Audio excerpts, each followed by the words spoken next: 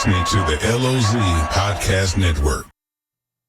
Hello, everyone. Welcome to the LOZ Podcast Network. My name's Ken Lawler. I'm the host of the LOZ Podcast Network, and today we have Coves and Keys, and that's a show where we talk to local lake real estate experts that give us their take on what's going on with real estate at the lake. We get to know them a little better, and we get to understand kind of, their take on how the lake real estate market is different than any other place out there, because it's really its own entity. And I'm really excited today because we get to talk to Jason Whittle of the Remax Lake of the Ozarks, co-owner. And let me bring him on stage here. Jason, how are you doing today, bud? I'm doing great, Ken. Thanks for having me. Looking forward to it. Yeah, welcome to the show. So, the Coves and Keys is our podcast that we do in the LOZ app. It goes out to all 30,000 of our users. And what we like to do is get a little history about, how'd you start the real estate business? How'd you even start at the lake? I mean, you've been here for a while, right? So I was born and raised here. I grew up here, graduated from Canton back in 93, and obviously moved away for about 16 years while we were doing the whole football thing, and moved back here in 2009. And I actually had my license just because we were doing some real estate developing stuff, and I got my license just to be more knowledgeable, kind of about real estate in general, but had no desire to sell, or didn't think I had any desire to actually sell real estate, and just kind of word of mouth. Hey, here your license, and just being from here and knowing everybody, it was just like, holy cow! Like, I really enjoyed that side of it, and it just became a no brainer. Like, hey, I need to jump in with this with both feet, and this is what I'm going to do. This is what I'm going to do with the next part of my life after. Because there's always a next part after the NFL, right? Let's talk a little about that. So you went through Camden, you played football, you went to Missouri State, right? Yep. After Southwest Missouri back in the day. So yep, I remember it, Southwest Missouri, but I think it's really timely because we just came off the NFL draft that just went on, and all the stuff around the NFL draft and who got drafted, who didn't get drafted. Tell us about your journey. How'd you get into the NFL? Did you go in the combine? How'd it work? Yeah. So no, I didn't go to the combine. Being from Missouri State, they don't have a pro day. We would just get scouts as they were going in between all the big schools. They would literally, me and my buddies we'd be doing whatever. We'd be barbecuing, doing whatever. And all of a sudden we get a call from our O-line coach. Hey, the Raiders are here. Hey, the Chiefs are here. Whoever. We had probably 20 different workouts from different teams, and all of them pretty much said the same thing. Like, if somebody really falls in love with you might get drafted. More than likely, you're going to be a free agent.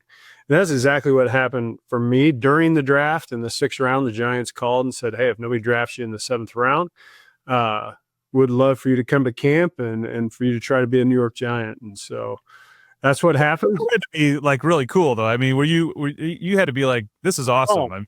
I was like, dream come true. Since from the time I can remember, that's all I wanted to do was play football. And the reality was that, man, it was a total God thing. Like, there was no way I should have made the Giants. There was when I got to camp, there was 16 O-linemen. Never in any of the other 11 years did we bring more than 14 or 15 guys in, and I was number 16 on the depth chart. They had they only keep 9 to 10 guys at the most on a team, and sometimes 8. And they had all 10 guys back, plus they had drafted 2 guys. And so the writing was on the wall. It was not looking good for me. The first 2 preseason games, I think I got a total of like 5 reps. And back then, after the 3rd preseason game, they made their big cut. Like, they went from 80 guys down to about 60, and then they cut another 7 guys to get it to the 53 roster. And so it's like 2 days before we're getting ready to play the 3rd preseason game, and the writing's on the wall. Like, my NFL career is over. The right tackle the backup right tackle hurts his ankle. The O-line coach asked me if I know tackle because they had moved me to guard. And I was like, yeah. Ended up having a great game, made the team. But literally, if the kid doesn't sprain his ankle, yeah, my career is five weeks, not 11 years. So isn't that something, though? I mean, you go through your whole life, and I mean, I don't know how many games you played in or how many practices you went to before that, and you prepare yourself, and it's just sometimes it's just, I don't call it luck, but it's just something happens and you get shoved in there and you have to perform, and all that time you put in is what that was for, that one chance you got. That's exactly right. I tell the agents and my own kids, like, your time to prepare is not game time, right? Like, Right. the opportunities to prepare for the opportunities. If you wait for the opportunity, it's too late. You've got to prepare for those opportunities before they ever get there, and then make the most of it. And I was super blessed. So, And you made the most of it, right? How many years did you end up playing? played 11 years, played most of my career with the Giants, 7 years there, and played in Tampa, Minnesota, and my last couple in Buffalo. So, I mean, that's also another thing. I mean, I think the average is what, 4 years? I mean, or 5 that years? was like 2.9 or something. Yeah. I mean, to go 11 years in the It's NFL. a little more than a real estate agent. I think a real estate career is like 2.6 and the NFL is like 2.9. So Yeah, you should be done with both by now. That's awesome. I mean, 11 years in the NFL, and now you're post NFL. How you feel? I mean, can you tell you played 11 years in the NFL, or are you feeling good? Every morning I wake up pretty early. The first thing I do is grab my coffee and go sit in the hot tub and have some quiet time. I'm pretty sore, but after that I feel pretty good. I came away a lot better than most guys. I had several surgeries and my back kind of bothers me a little bit, but other than that, like, my knees are great. I still stay pretty active. I play tennis a little bit of pickleball, and still work out. And I got 6 kids, so chasing them around keeps That's me enough right there. Yeah, it keeps you young, or if it doesn't kill you, it keeps you young. So I keep playing pickleball, and I find that it might be the hardest sport I've ever played on my body of any of the sports I've ever played, because I just can't sit there and hit the ball. I have to dive if the ball's out of my reach, and you're one of the few guys. Then most of the people I see playing pickleball are barely moving. Most you're really young on the pickleball. I can't let that ball go. I guess I don't know what the deal is, but so you get done with the NFL, you come back home, and you're like, okay, I don't know what age you were at that point, but in your 30s or 35, yeah, 35. Yeah, you're 35. You're like, hey, I got a whole new life I got to do now, which is going to be completely different than what you'd done. And real estate's kind of there for you. Did you move directly into real estate, or did you try some things before? No, I looked around, and we like I said, we were doing some real estate developing, but I looked at hotel development, I became the youth pastor just as a volunteer at our church for a while. Ended up having my own youth group at home with 6 of them. So it was time to be done with that, just so for the other kids. And then it just felt like a natural progression. It was something I really, like I said, as people came to me, I loved it. I fell in love with it and fell in love with the process, and just kind of started my own company, which I had no business doing, because I knew how to study the market. I knew how to talk to people. I knew how to work hard. I knew how to price things. But at the end of the day, like, there's a lot of it's unbelievable how much actually goes into real estate. And I know that probably sounds funny coming from a real estate agent, but it's true. The amount of things that are required in today's world to really be good at it is a lot. And so I learned a lot by trial and fire that first couple of years. So let's talk about Remax, because you're one of the co-owners of Remax at the Lake, which is the largest group at the Lake. I mean, it's huge. You guys are everywhere. When did you start that process? Did you go right into Remax, or did you try a few things first? So I started my own brokerage, and then at the end of 2014, I was losing my mind. For one, like I said, there's a lot of stuff. So I actually did an internal audit of all this stuff I needed to do, and this guy came back with a list of like 31 things I needed to do, and he was like, if you franchised, that would take care of some of it, but not all of it. And I looked into different franchises, and I just didn't love really any of the models. I knew Remax. I actually loved Remax model because I wanted people who were full-time. I was from here. You're dealing with people's largest asset for the most part. I just felt like it's kind of like a financial advisor, right? Like, you want to make sure that you're dealing with somebody who really understands the market, really understands the numbers, not just doing it as a part-time. Not that you can't do that. That was just not the model that I was looking for. And Frank Christensen, who started Remax Lake of the Ozarks, just out of the blue, stopped into my office one day and invited me to lunch. And turns out he was retiring and looking for another partner. He had sold part of his company at that point to Jeff Krantz and George Bogema, and was looking for somebody else to potentially come in. And the more I looked, the more it seemed like just like it was exactly what I wanted my company to look like when it was all grown up and they were already there. And it was just a perfect fit. And the more I met with Jeff and George, it was a perfect, it couldn't have drawn it up any better.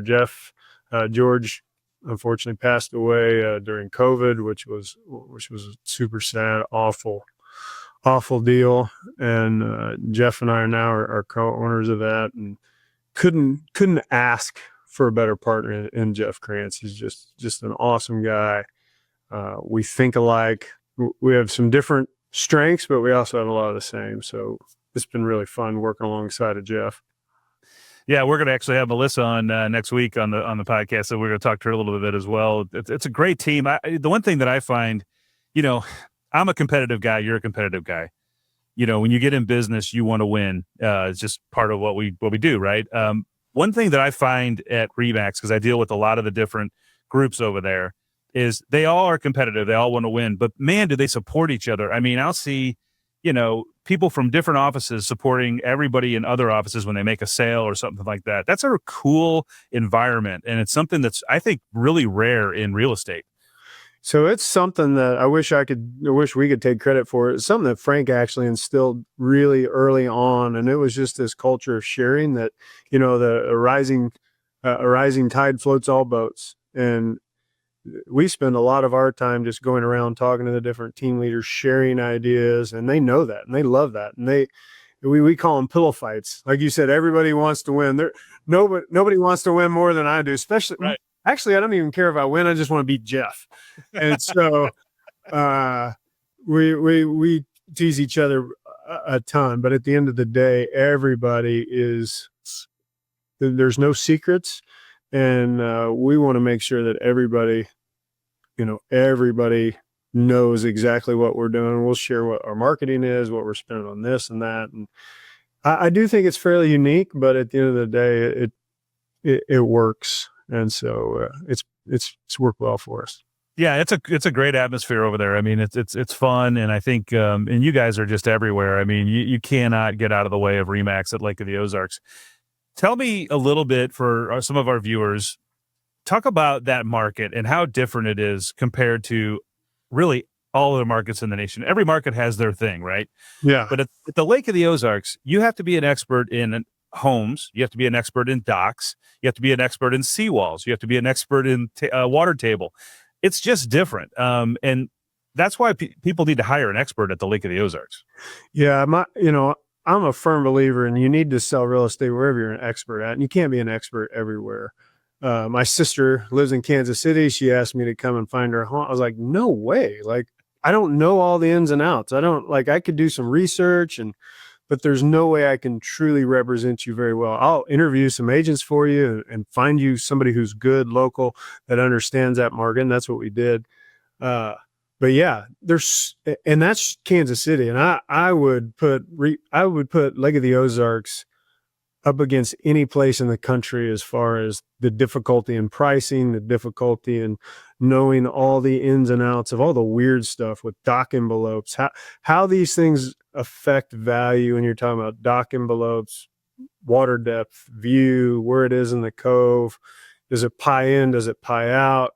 How do you write the contracts? How do you hear stories all the time of different agents coming into the market and they think they're writing in a boat slip and they don't, and then they have to buy the boat dock later. And it's just, that's a $50,000 mistake at the low end. I mean, it really is. And the reality is you're, like we talked about earlier, you're dealing with most people's largest asset. And so I think there needs to be some more regulation on, I wish there's some, and the Lake of the Ozarks has tons of great real estate agents.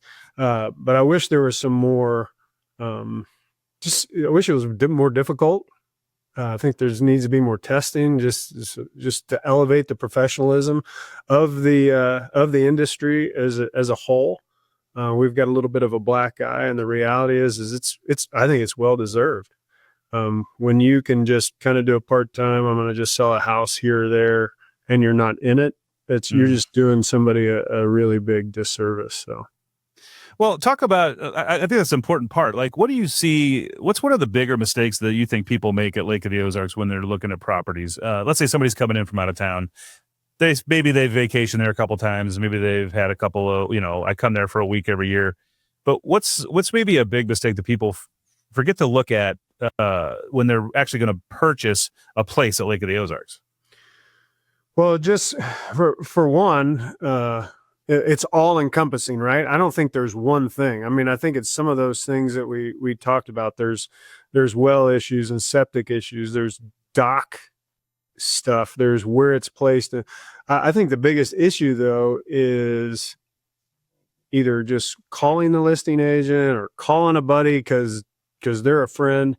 If it's me, like we've bought property in other states, other places, and I interview people. I want to hear.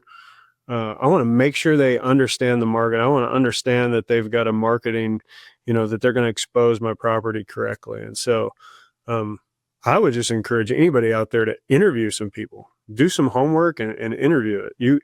You wouldn't go to necessarily the cheapest doctor. You wouldn't necessarily go to the cheapest financial advisor, and hopefully you're not just going to the first person you Google or you hear about. I think if you do some actual research and some interviews, you'll be far ahead of the game.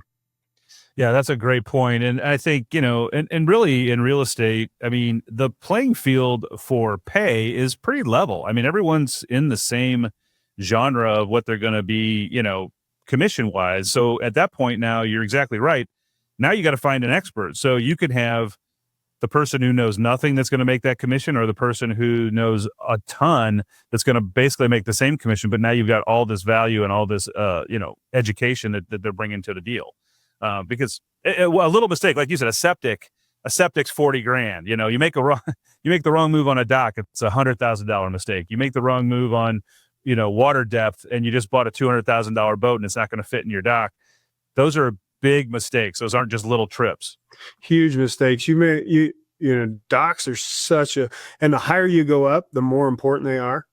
The more of a percentage it causes you to lose in value whenever you make a dock mistake. But the reality is that, I do want to make this note, is that we don't all make the same, that commissions aren't set. They're always negotiable. Yeah, well, that's a good point, because I think, there's a reason to talk to each person that you get to know and find out what the whole deal is going to look like. And especially like if I'm going to buy a place and I got to sell a place to buy a place, all of that stuff goes into the deal, and you got to make sure.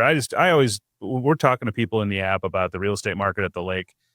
You said it up front. Don't hire your brother-in-law out of another market to come help you do something, because you make one mistake, it's going to cost you tens of thousands of dollars. Like, hire a real expert. One of my agents bought his personal home a few years ago from an out-of-town agent, and literally the day he bought it had $500,000 in equity. They had listed with an out-of-town agent, hit the market that morning. He went over there, contract in hand, bought it. Guy didn't know what he had. Didn't know how he had this. He still lives there, so he wasn't just flipping it, but still it was. I'd like to have that in equity when I'm on a deal. Well, yeah, you see, it's just crazy. I mean, it costs that person didn't even know it, but it costs that person a ton of money. What are you excited most about at the lake right now? What in real estate? What's got you most excited about what's going on down there? There is so much going on. I mean, you've seen all this stuff that Jeff Tagethoff is doing with you've got all the apartments that they're not all finished, but they're starting to fill up. My daughter actually went over, her and her husband are written there. You've got the big Marriott and that's starting to move. And there's always publicity around. There's always false publicity usually around those things. There's always a false narrative, and not always the truth is told in whole. And that's still rolling. That's still going to be an awesome thing for the lake. Gosh, there's so many big commercial, they're talking about the outlet mall stuff, some of that stuff. the Foster piece down. KK got purchased from a big group down in Arkansas. They've got big plans. There's just a lot of big players, people that we haven't had here in a long time or maybe ever, that are here at Lake of the Ozarks. We've had obviously developers here since the beginning, but maybe not with the scale, that the size and the wherewithal that the people that are here do now. And so they're bringing some really cool product to Lake of the Ozarks that we've never had. It does seem like it's a next level on a lot of this stuff. You know, you these guys are bringing really big 50-year plans into the lake, you know, and that's exciting. And that just helps everybody who owns real estate at the lake.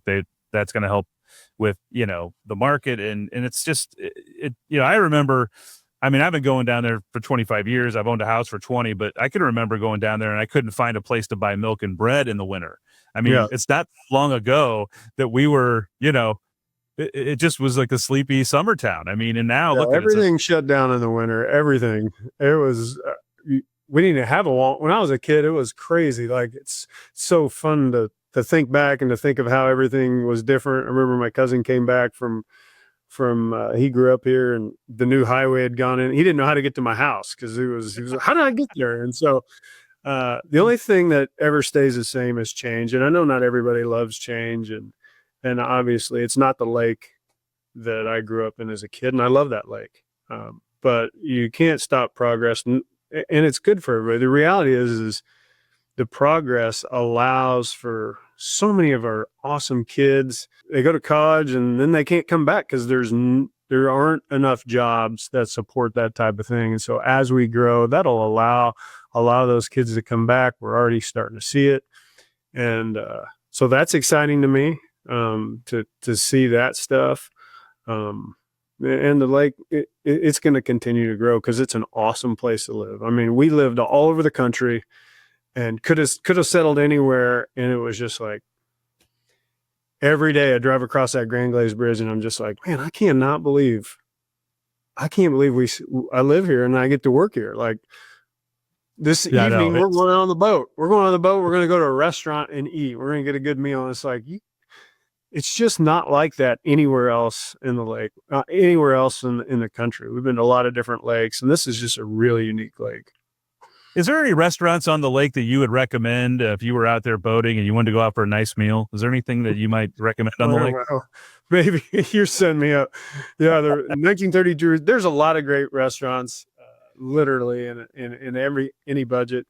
My favorite, obviously, is 1932 Reserve, but I love Shorty Pants. That's right around our house. There's all kinds of great places. The Reserve, you have a little interest in there, right? That's a little interest. Yeah. I love the place. We're gonna actually have some people on from another podcast. We're gonna have the chef and some people Scotty and Mark. Yeah, we're gonna have those guys on. And I go there.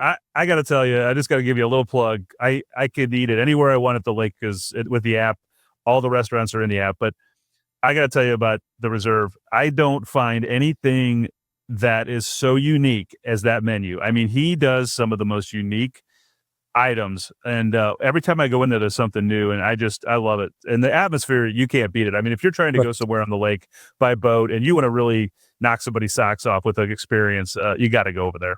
Thanks, Ken. I appreciate that. I don't have anything to do with it. We're part owners, but Scotty and Mark, they just do a phenomenal job there, and I'm partial to it, but they really are. I don't know how we got Scotty. He should not be here at Lake of the Ozarks. He was part of he was like the head chef for this before they were celebrity chefs. He was the guy for that guy, and just does a phenomenal job. So I appreciate that. I appreciate the plug. Let's talk a little bit about some of your featured listings that you have out there. I like to kind of go through a few things that you guys have that you're offering right now. And, one of the ones is this 20 Simple Time in Camdenton. Can you tell us a little bit about this one? Yeah. So 20 Simple Time is so I don't know if you're familiar with Lakeside at Cross Creek, but it's a newer development. It's one of the few real subdivisions here at Lake of the Ozarks. It's right before you get into Camdenton. And that's a big selling feature. They just redid that whole road. A lot of people have driven down to Cross Creek, and that was a big turnoff because that road was so bad. Yeah, the road was really bad, but they redid it, huh? They redid the whole thing. It's awesome. And just a beautiful kind of a very clean, all brand new construction. The guys that are building these homes in there do a great job. This is one of their homes. I think it's listed at 550,000. It's about 2,900 square feet, 5 bedrooms, 4.5 baths. Just a really clean, nice, gorgeous house. These guys do a great job on all their homes. And I think they have 3 or 4 homes in there, or they will have 3 or 4 more homes in there that are in kind of in different price brackets, anywhere from, I think, right around $399 to over $600,000, all off the water, all just gorgeous homes, built really nice. So that's awesome. Let's go over to 104 Sierra Bay. Look at that view. Wow. Yeah, 104 Sierra Bay. That's a brand new building. It's part of the old Sierra Bay project, but it's a brand new building. There's 30 units in there. I think there's only 10 units left to sell. This one right here is listed right around 435,000, I believe. But again, brand new construction, a large unit there. They had 3 2s or 3 3s in there, and stainless steel appliances, granite and quartz countertops.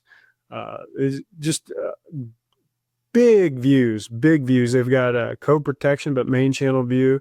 And then that complex now has 2 pools. It's got 3 different boat docks. These things are selling like there's 30 of them, and I think there's only 10 left. So, oh wow! So they're going. Look at the views from that. What a deck too! My goodness. Yeah, and it's on the Big Niagara, which has become one of the most desirable places. It's a little quieter, and so a lot of people are moving out that way. Still get quite a bit of bang for your buck out there, and great fishing, great just kind of family time stuff over there. There's also some new restaurants over there. You got the Cave that's not super far from there. So just it's a great complex. Let's talk about 381 Forest Ridge. 381 Forest Ridge. So this is a phenomenal home in the Villages, and Villages obviously is one of the highest, one of the nicest subdivisions at Lake of the Ozarks. This home right here sits on a really rare lot. It's over 1.5 acres. It's got total privacy. It's actually got an extra lot kind of as you're looking at that picture kind of to the left. So tons of privacy. It's code protected. It's got a huge dock. It's probably got a $250,000 to $300,000 dock associated with it. It's all stone and brick. They did just a phenomenal job with that. We've had a ton of interest on it. I don't expect it to last very long. It's listed at like 2.32, and just a really nice, well-built home in the Villages. Yeah, really custom, those cabinets, all that. That's an awesome home. It's got a flat driveway, which can be rare in the Villages. It's got lots of parking, 3-car garage, just a beautiful covered decks. It's a nice home. Let's talk about 170 Hazelnut Drive. Yeah, 170 Hazelnut. So this is in the new subdivision of Shawnee Preserve. I would put it up against the Portachimera Villages, very similar. All the homes in there are probably the cheapest home in there is probably 1.5. They go all the way up to probably close to 4 million in there right now. Actually, there's one being built that's going to be listed probably closer to 6 or 7. But just a gorgeous home. It is. They did a great job on it. They came in and they used an interior designer to kind of help with some of the pieces. I mean, not just the furniture, but actually pick the stuff. It just flows really well. It's one of the prettier homes you'll see, and it's listed for 2.75. Again, we've had a ton of activity on it. Think it's going to be sold pretty soon. Obviously, it's got a pool, lots of deck space. Just a gorgeous home. The builder on this did a fantastic job. Man, if you want to entertain, that looks like the entertainment complex that would serve you right. Yeah. Everything, all the details that you can think about in a home are there, and it's set up perfectly for vacation rental or just entertaining lots of friends. So it's a beautiful home. That's awesome. And then last but not least, we've got 866 Fontana Lane, Lynn Creek. Yeah, so Fontana, that's over, like you said, in Lynn Creek. It's in one of the side coves, but it's a tremendous value. It's listed at $875. It's I think it's like 2,300 square feet. Beautiful home, built in 2018. It's got a nice driveway, not steep driveway. There's a few steps down to the dock, but not bad. I think it's got a cart path. But again, just really well taken care of. It's hard to believe that it's 6 or 7 years old. It looks completely brand new.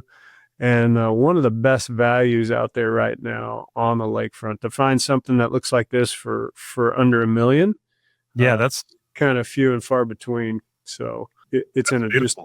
It's a great neighborhood. Fontana is a newer subdivision. That street right there has, I don't know, 9 or 10 newer homes on it. So it's one of those things where you're next to a lot of nice homes as well, which isn't always the case in Lynn Creek Cove. Yeah, and like you said, under $1 million, that's amazing. I mean, you guys kind of have something for everybody, though. I mean, you've got some high-end stuff. You've got some really cool condos. I know that, we put your listings in the app every week, but you guys are adding listings every week. I mean, you guys are crushing it. I mean, there's just a lot going on at your place, isn't there? Yeah, our team does a phenomenal job. They do a great job of taking care of people, and most of our clients are by referral. We want to work with the people we get to work with, and so take great pride in that. We're not going anywhere. We want to make sure that we're taking care of our people, and so that's where most of our people come from, and we've been blessed. We've got a lot of homes coming on the market, and a lot of homes that are being sold. So. It's I want to tell everybody in the app who's looking to hire, one of the best groups at the lake, and give Jason Whittle All Pro Team a call. They can either call you, they can go visit you at jasonwhittle.com. They can also go and visit you right in the app. You've got you're all over the app. You've got full pages, banners, and listings. And I know you guys are doing open houses too, and that's been going crazy.